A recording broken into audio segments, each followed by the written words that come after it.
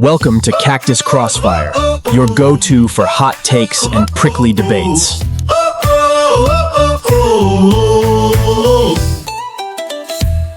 Welcome in. It's another exciting edition of Cactus Crossfire. I'm one of your hosts, Sisto and Eddie, and with me as always is my good friend Eddie. Eddie, where you at? Sisto, great to see you, my brother. I am in the state of Utah today. However, I'm traveling soon. I will be going to California and then up to Idaho, working on the many, many things that we at Tri-Strategies gets to work on from a policy perspective. But thankfully, I'm here in Utah and happy to be joining you and with our wonderful Gabe Baca from 8688 Studios. And Gabe is the only person I've ever met do a wheelie on a unicycle. It's incredible, folks. You got to check it out. Eddie, so it's good to see you because today my wardrobe is Eddie Ablisser inspired. What's going on? I love it. It's a nice little t-shirt, a little blue shirt. But the contrast is that my buddy over there in Utah, he's got his, is it a maroon? Is it a red? Maroon. Is it a burgundy? Red. Do we call it a burgundy? Burgundy. It's nice. Like a Ron burgundy? Is that kind of what Ron with a nice glass of Cabernet, perhaps, right? Like that's sort of how we do, right? We've got to bring a little bit of color into the game. Exactly. And bringing color. Too flashy, right? And that's what we do. We bring color into the game, and that's where we're headed with today's episode. We got a lot going on in this episode. One of the key issues is integrity. And when integrity breaks and who puts it back together, we're going to be talking about, some of the stuff that's happening out there in Congress with Solwell and our good friend, Senator Gallego, a little bit about what's happening internationally and some of the comments that we're getting back from folks about the rising debate between the Vatican and the president. So as usual, we'll untangle every little thread of this whole entire situation, the allegations, the political crossroads, Pope Leo, moral leadership. But it all comes back to one simple question, Eddie. When trust is shaken, how do we respond? And do we repair the damage together or retreat behind words and walls? And so with that being said, let's jump right into it. The recent resignation of Congressman Solwell, and it's how it's related to us is it's no big secret that here in the West that Senator Ruben Gallego and the Congressman were very good friends. We're very close. And there has been a lot of scrutiny of whether or not Senator Gallego knew that this was happening at the time it was happening and whether or not he could have stopped it a heck of a lot sooner. You and I both watched the press conference, right? We saw our friend Ruben. I wouldn't call that a press conference. Wow. That was like the hit 'em all thing, right? Where you go to the arcade and someone's just banging on your head. Ruben's ducking. Yeah. And he's ducking and he's hiding. Woo, that was tough. Yeah. I mean, and in those types of situations, we've been there, right, Eddie? I mean, we've been in those types of political hot seats. We've had a number of clients that are in those hot seats a number of different times where they're asked questions about, who, and, it's kind of that old Hispanic dicho, dime que donde andas y yo dijo que tú eres, which means tell me who you're with and I'll tell you who you are. And so that's kind of where we're at in this dichotomy and whether or not,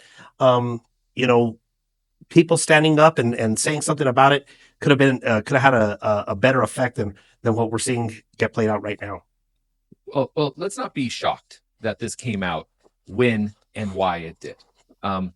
Listen, Eric Sewall, how do we say it? Sewall, whatever you want to say it.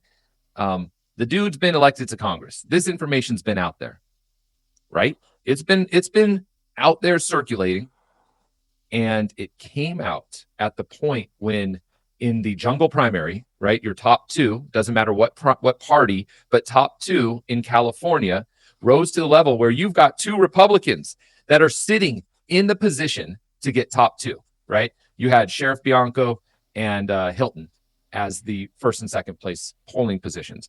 Democrats freaking out. So first of all, what I will say, this absolutely was friendly fire caused from Democrat onto Democrat. 100% Republicans did not come out pushing for the information on Solwell because they wanted Eric out of this race, possibly Katie Porter, which is ironic with her abuse of staff and other individuals in her office. But more than likely, other Democrats got involved to move Eric out of that race. and clearly resigned his seat from Congress. And then within hours, but here's the crazy thing: within hours of separation, how is it, Ruben, that Ruben Gallego, senator from Arizona, came out and called for the resignation of his best friend in the world to resign from Congress? And then 2 hours later, that's exactly what happened. There looks orchestrated. I mean, I can't imagine happenstance brings those two events together. We see this all the time in Democratic politics, right? And we see it in Republican politics. We certainly have narratives of folks that have overstepped their bounds and been called out and held accountable. Look at what's going on with Ruben. Look at what happened prior to Ruben, right? What came out on Kirsten Sinema? Two people I served with in the legislature, Kirsten and Ruben. Kirsten just got busted with all this information of her home wrecking her personal security guy. Again, we don't know all the details, but that's the report that came out. And now with Ruben and the information coming out about his second marriage, his treatment of staff. I mean, listen, I've known Ruben a long time, Sisto. I've known him a long, long time. I've never really seen him act in the way that Eric Sewall has been shown in those videos. But yeah, Ruben is sort of a little bit of an a-hole, man. He is. I mean, I've seen what he did to Catherine Miranda, the Senator Miranda. There was this whole thing, and he went after her, right? And I think they've cleared things up, but that's what happens in politics. Well, and so now all this stuff is coming up. But I mean, but this is the thing. I mean, one of the narratives that we play out because of the West and because of who we are, I mean, it's very interconnected. And there comes a point where you have to build trust with people, and you begin to get to know them, and you begin to work together. I mean, Eddie, it's very indicative of our relationship. We met at very young ages, and we've been friends since. And it took a lot of trust and faith between the two of us to say, okay, we're going to work together, and we're going to start, working through tri strategies as well as doing this podcast, right? But the one thing that is a constant that we're seeing in all of the different iterations of this is, when is the right time for somebody to call somebody out? Is it when the scandal hits, or is it before the scandal hits? And, I can't tell you how many times I've had a conversation with, people in the past, as male candidates, surrounding, issues of infidelity or of mistreatment of women, where I have had numerous conversations about who they need to be as people and how they need to approach these situations. And what you will find in a lot of these situations, and it's not just men. Let's make that very, very clear about these harassment issues. Harassment comes in many, many forms, and it has happened with women in New Mexico as well.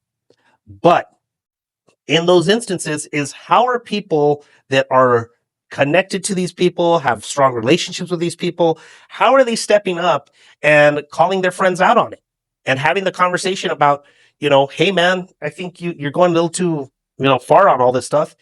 And just say either, I think, do you continue to be their friend, or do you cut ties completely and move on?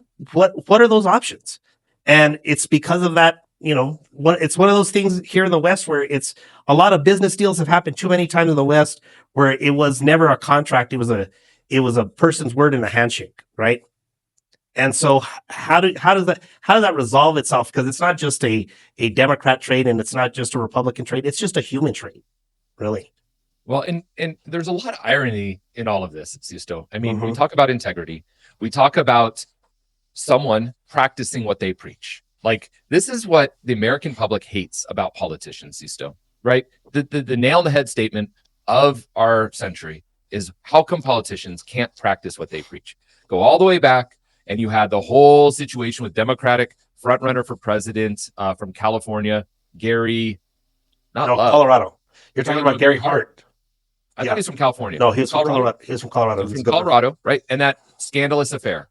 All of a sudden, he's gone, right? And you look at the affairs, and you look at the infidelity, and you look at the integrity, lack of an integrity that is portrayed in the political foray.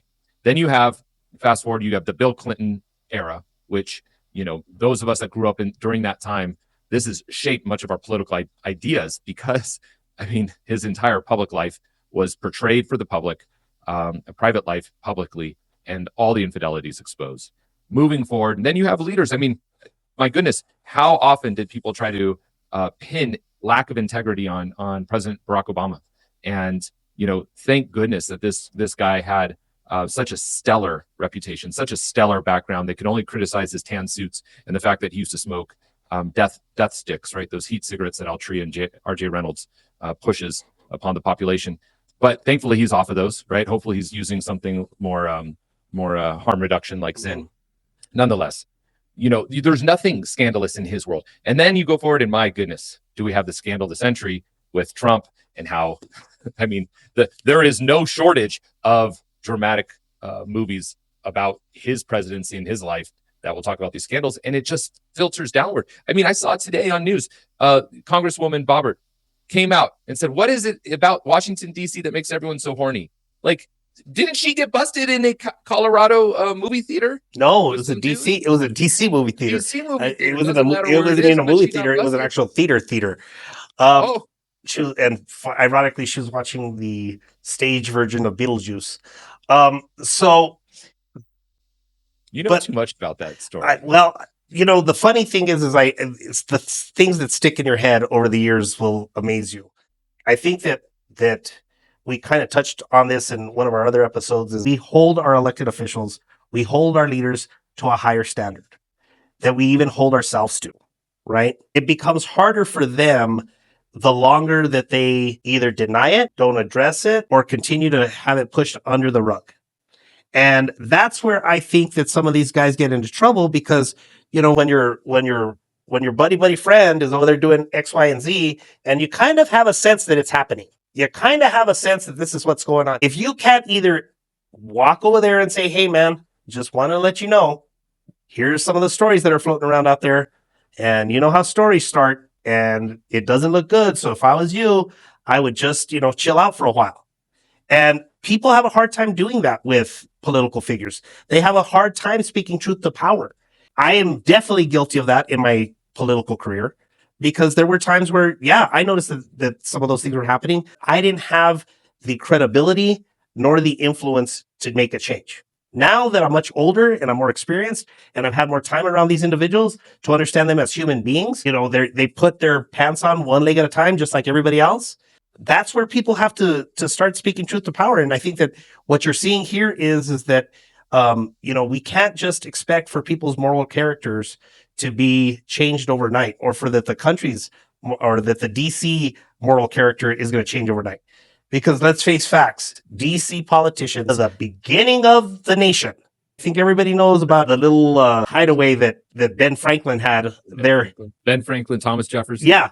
And that list goes on and on and on. So this is something that's been embedded in the culture of the American political system since the beginning of the country. And I think these conversations that we're having now are good. I think the next step in that whole entire dialogue is, how do we empower people to speak truth to power, and not just expect for us to be protecting women, but actually empowering women to come to other individuals and say, "This is what's happening. Can you please help me?"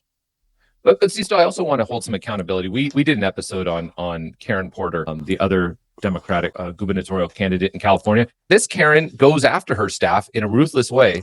She's been heavily criticized. There's been videos of her maltreatment on folks that she surrounded herself with. And why does Karen Porter get a pass? Right? No one's asking for her to resign. I will tell you what I think. I think that there are people in politics who, when they're talking about misconduct and abuse, it's degrees of severity between it. And at the top of the list of you cannot do is sexual misconduct and sexual abuse. Those are at the top of the list. But my friend Eddie, who was a former therapist in another life, you know that abuse is abuse. That misconduct is misconduct. Yep. It doesn't matter what level it rises to, right? But is anybody going to make that distinction? No. That's another part of the conversation that we have to have is, abuse is abuse, misconduct is misconduct, and the playing field has to be level. Well, and I'm also going to say the playing field has to be leveled, Sisto. And that means that it has to be equally applied towards men and women. Mm-hmm. And we know this. There is a bias that only men can be sexual predators and women cannot. But we have seen in political history that there are many women who are sexual predators that destroy families, that harm others. And now, in terms of volume, in terms of quantity, yes, men are at the top of the list of the numeric value for doing these disgusting, hurtful, harmful things. But I think that it is not as equally applied, right? The stuff on Kirsten didn't come out until much later, till she was out of Congress. We see this with other women. Sisto, I have my own stories. It's probably not for this podcast. But when you're in politics, the things that some women might say to me, if I did that towards them, right? If the roles were reversed and I was as inappropriate as women have been inappropriate to me, the same thing like, Eric and Ruben, all this stuff would be shouted from the mountaintops. There is a disproportionate level. And again, a lot of it has to do with this view of men and women. But it's just a simple reflection of society as a whole. I mean, men that are victims of sexual assault, of sexual misconduct, of sexual harassment are much higher in not reporting that incident than women. And it's something that we don't talk about. It's something that a lot of people don't talk about. Men's connection to that issue is completely different than a woman's. The way that men emotionally process that incident is different than women. And men are not as vocal about it. But then again, men aren't as vocal about a lot of things. That's why men have the highest suicide rate in our country, because we don't create spaces where these men can address these issues. And maybe that's something that we need to talk about moving forward, because here you have two buds and neither one of them probably had another buddy sitting in the room to say, hey guys, let's talk about this. Let's talk about the locker room banter. Let's talk about how we hold ourselves accountable to be better about what's going on. But you've got to start somewhere. But I think people immediately jumping to, well, they've got to be gone. They've got to be gone. Well, sometimes that's the political reality of it all, and they will be gone. But at the other end of that, the reality is who's calling these people after they are gone to see, hey, are you getting the help you need to deal with what you're going through and how you acted out in this way? Because that's also part of the problem, because we're just going to put them out there. They'll find another way. So, but interestingly enough, part of this story plays out into the transition that we've seen in Hungary. Flirtiness in Hungary. Flirtiness in Hungary. Just a little bit flirty in Hungary. Sisto. Some really interesting dynamics that just occurred in the country of Hungary. And for those that might not know, I grew up in a Hungarian family. Sisto, I've got Hungarian lineage, Jewish Hungarian lineage at that. And so I'm always paying attention to the beautiful country of Hungary and Budapest and what happens in that great nation. So I think it's interesting. You've had Viktor Orban being in power for 16 years. Victor's a very straightforward nationalist that did not want to bend to the European reforms and the European unity that was trying to be created in this sort of nationalization or denationalization of policies across the European continent. He's been criticized for being close to Putin. And to be honest, I mean, Hungary's right on the border of Russia. And I think he had to play his cards very carefully so that he would not be threatened in any way. But he's been criticized for that. And I'm certainly not absolving him from his role with Putin. But yeah, he just lost one of his former staff members. Peter Mayer had worked for him up until 2 years ago. And it's very interesting. I think there's some things that we could take away from what this transition, because it's interesting to me. I'm on some of the social media, Sisto, and you would think that a democratic socialist won, this election to be the head of Hungary, in Peter Mayer, and he's the furthest thing from it. But apparently all these sort of simple-minded statements on Facebook and Twitter allude to the fact that he's some sort of reform Democrat socialist, which, if you know anything about his policies and histories, he's going to follow a lot of what Viktor Orban did. But it's interesting, the transition. He ran, Sisto, on let's come back to Europe. Let's be part of the European alliance.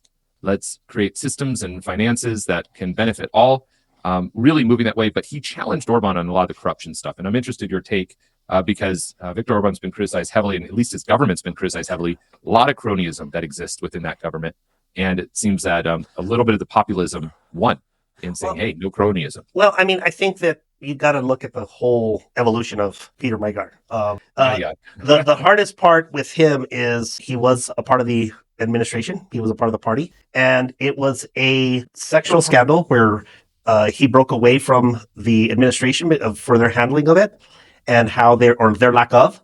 And then he shifted gears to turn against these folks and run a different type of campaign. You're right. We're seeing a lot of democratic socialists, clamoring, this is a great change for Hungary. Is it?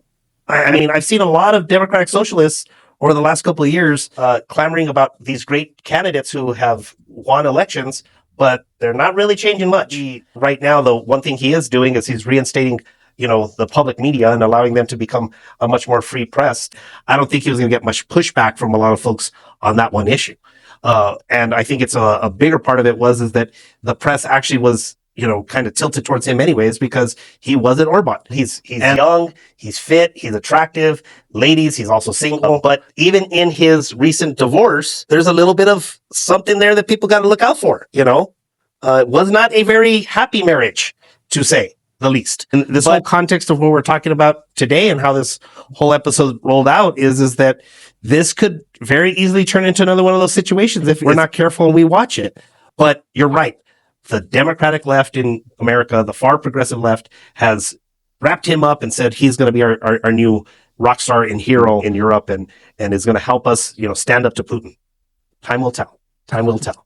Well, I wouldn't say time will tell. I've been using this phrase a lot, Sisto. It is embarrassing to see some of the things that they bring forward in the public arena. Simple answers are really, really great for simple minds. Mm-hmm. And I see that a lot with our progressive Democrat, socialist of America to discuss and debate. What happened in Hungary really connects with some of the stuff that just happened in the U.S. Senate. And I sort of it's connected, but it's a pivot, right? Because I think there's this fake belief that a reformer of anything reforms towards this more Marxist, communistic view of society, right?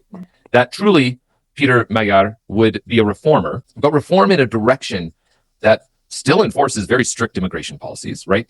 He said multiple times, I do not want my country overrun with Middle Eastern Islamic immigrants that are changing the entire culture of other European societies. It's a debate. We haven't got into it yet. But if you go to Hungary, that doesn't exist, right? You go to Spain and France, their entire culture has changed. Mm-hmm. But he is a hard liner on that.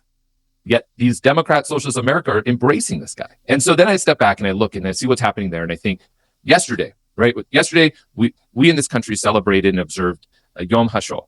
This is the Holocaust Memorial Day, right? Over 6 million Jews were murdered. When we talk about real genocide, the real attempt to extinct a groups of people, that existed, that happened. We see these in small communities of tribes in Africa, and they're going on today. And the U.S. is dabbling and getting involved. But more importantly, on the anniversary of the Holocaust Memorial Day, we've got a U.S. senator who introduces 2 proposals to ban arms sales to Israel and put it up on the board. Bernie Sanders, Benedict Arnold himself, that wants America to fail, put this up on the board. And what is more disgusting to me is that you had over 85% of the Democratic senators in the U.S. vote for this proposal. That is absolutely asinine. The Democratic Party seems to have left and gone completely anti-Semitic. So these votes that just came out, I'm going to stand up and yes, there were 7 Democrats that stood by Jews across America. And 2 of them, both Democrats from Nevada, I'm proud to say did. But in New Mexico and in Arizona, our Democratic senators betrayed the Jews on those votes. And I think they need to be called out for that. Well, I mean, I think that Senator Lujan's reaction to the vote and why he voted the way he did, because quite frankly, he says that he wants to bring Netanyahu back to the table to find a way to have the ceasefire, which as we are talking about this right now, as we're taping this, the president did announce earlier today that supposedly there is now a ceasefire deal happening between Israel and Palestine. And was it theatrics? Maybe. Was it anti-Semitic? I'm not too sure, but I think it did what we wanted it to do, which was help make the 2 governments understand that peace needed to be an option and it needed to be on the table, and they needed to start moving towards it. And I think that the more and more that people are willing to stand up and fight for peace is a great thing.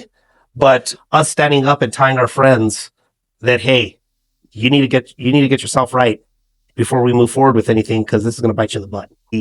Instead of, sometimes we have to use the hammer to get to the olive branch, right? And that has to happen. We'll see how it plays out as we're taping this. It's middle of the afternoon, so we'll know more by the next show. Into our last segment. Sisto. Yeah, that's just happened. And listen, I get emotional, Sisto. I get very critical of folks. And there's another narrative here, right? And I've been teetering with this game. A lot of people ask me, Sisto, Eddie, why are you still a Democrat? And they're not asking that as like, this is why you're still a Democrat. It's like everything you talk about, why are you still a Democrat? And so I'm going through a little bit of an existential crisis myself on, my own party affiliation, because I look around and I see, my goodness, all these policies. So, I was joking with our producer, Mandy, maybe we should do a sub series on why is Eddie a Democrat? Because, but really why? Because I don't think these policies seem to reflect my core values anymore. However, looking at this vote, there were still 7 Democrats that stood with every Republican to oppose the measure. Mm-hmm. And I appreciate those individuals, and they should be applauded, and they should be recognized, and they should be included in what I believe is a strong, good stance. But I think there is a debate between Democrats and Republicans about global safety, about war on the global divide. And Trump got into this with Pope Leo.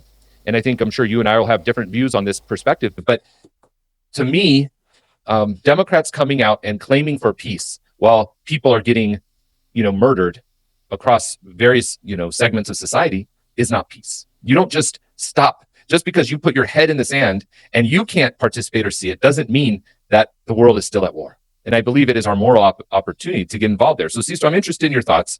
Trump got into it with Pope Leo. Pope Leo criticized Trump.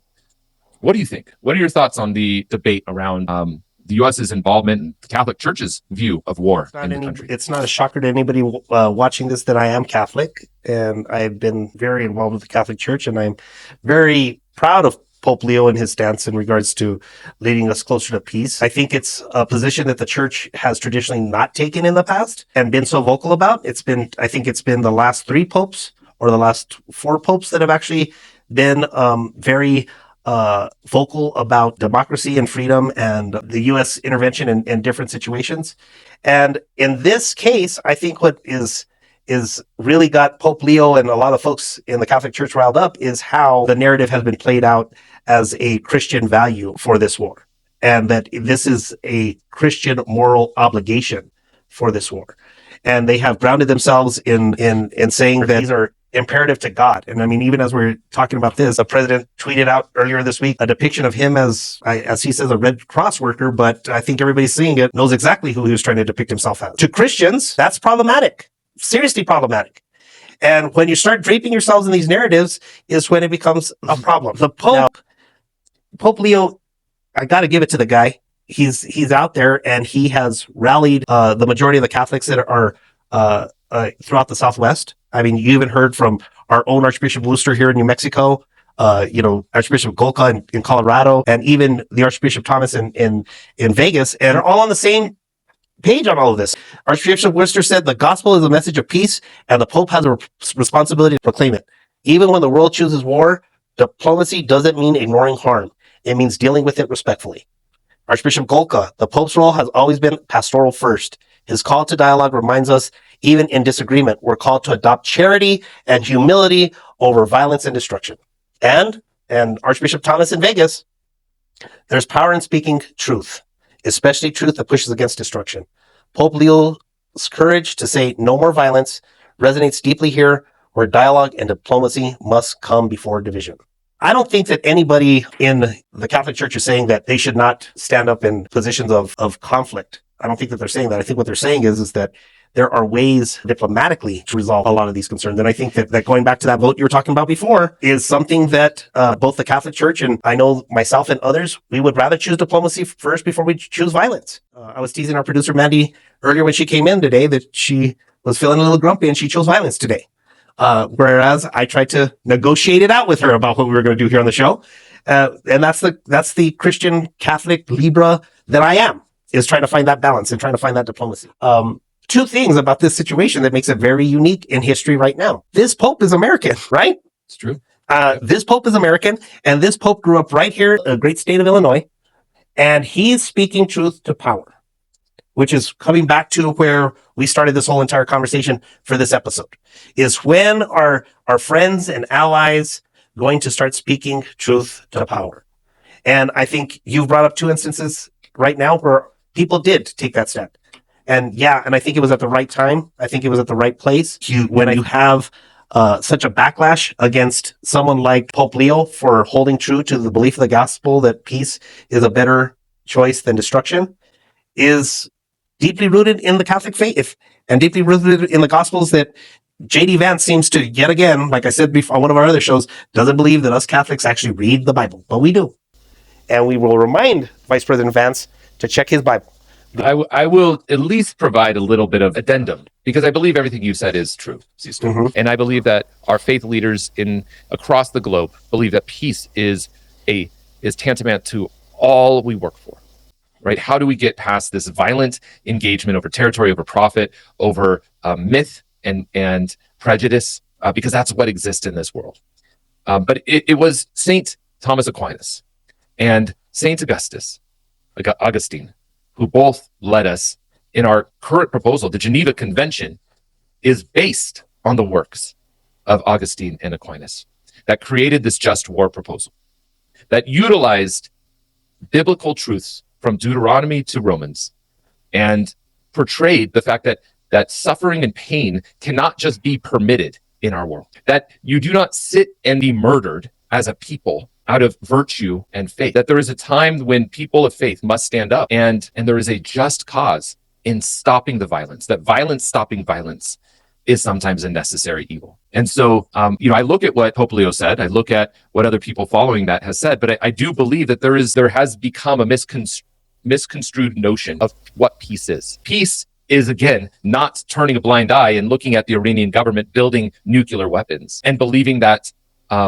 someone of that fundamentally rigid and harmful ideology that sees you and me and the rest of the world as the infidel, that has faith in believing that they are supposed to rid the world of the infidel, right, as a good thing. And then to me, true faith, true practice of faith is that connection where you're able to stop the violence being portrayed to others. So internally in Iran and globally, I believe that the work that the U.S. government, the Israeli government, and some other governments, Indian government, are working towards the disarming of a radicalized faction that can create so much harm and war across the world.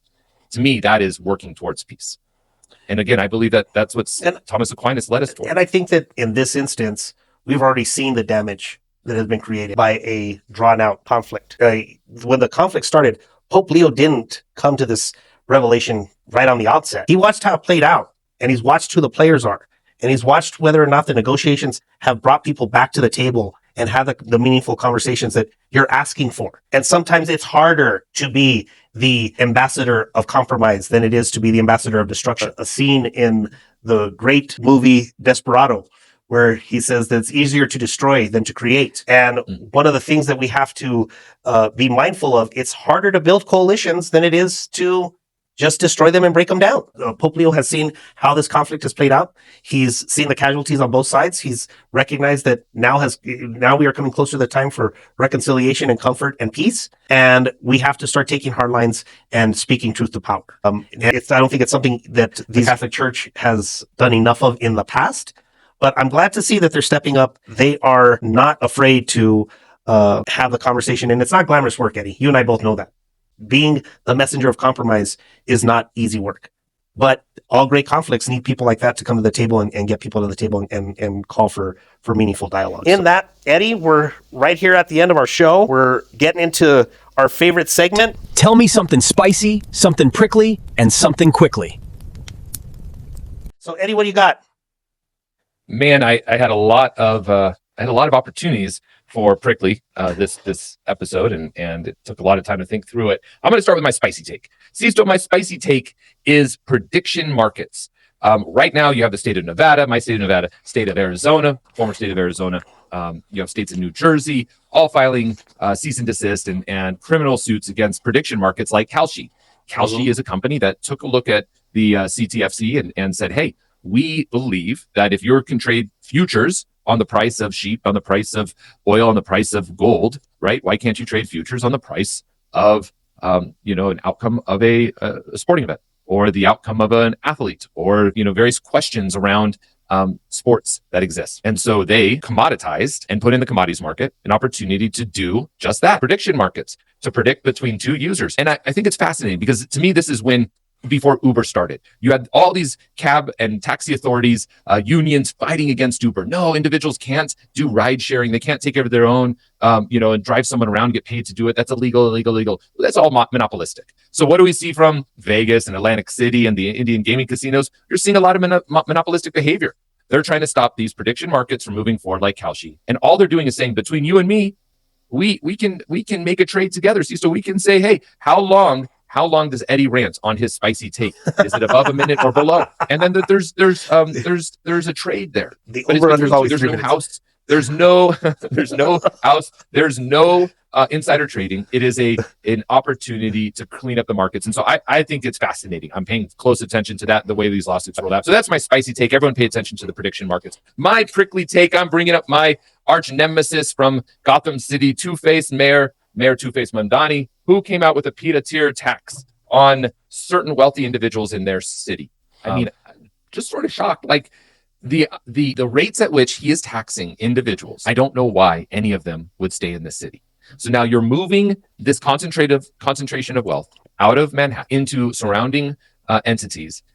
It's like, I'm grabbing the popcorn, Sisto. This is Democratic Socialists of America, coming to roost and trying to figure out, do these policies actually work? He wanted a city-run grocery store that's going to cost $30 million and won't be done until 2029. And yet here's how he's going to do it: run all the wealthiest individuals out of the city whose tax dollars are, Freakonomics did a whole episode. The wealthiest people in your community are paying the most. They are, because out of sheer volume, they're supporting a larger percentage of the share, and he's running them out of town.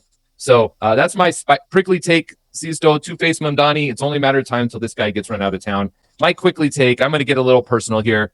In the Nevada Senate District 2 race, there is a primary going on. My good friend Edgar Flores, he's a Democrat, wonderful Democrat incumbent that has been serving his district with tremendous effort and respect and heartfelt wisdom.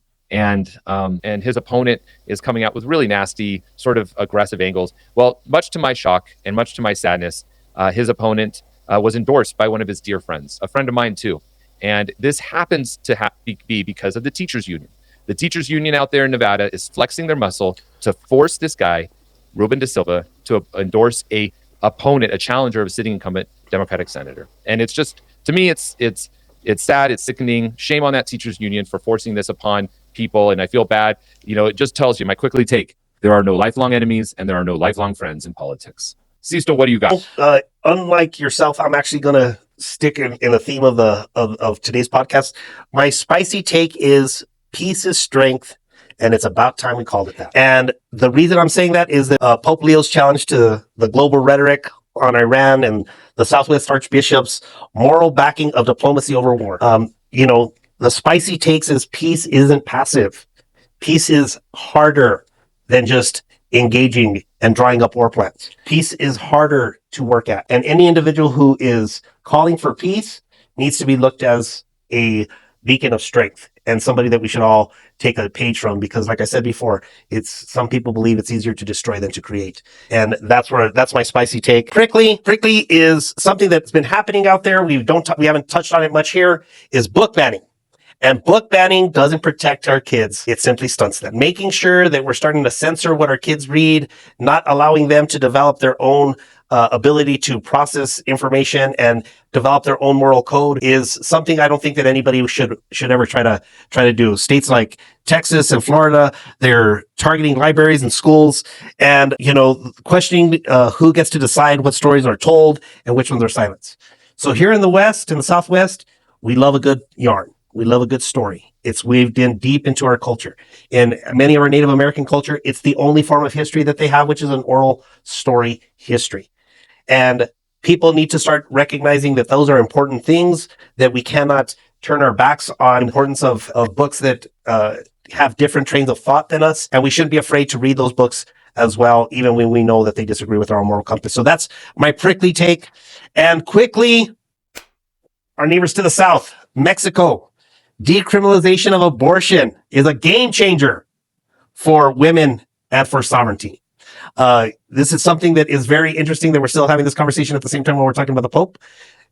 Mexico, an extremely Catholic country, choosing to decriminalize abortion, which is a testament to the changes of devout Catholicism and the thoughts of Catholics across Latin America, and also at the highest levels of even the Vatican. It's not just historic; it's a reminder that of what progress looks like when women hold the conversation around their own bodies.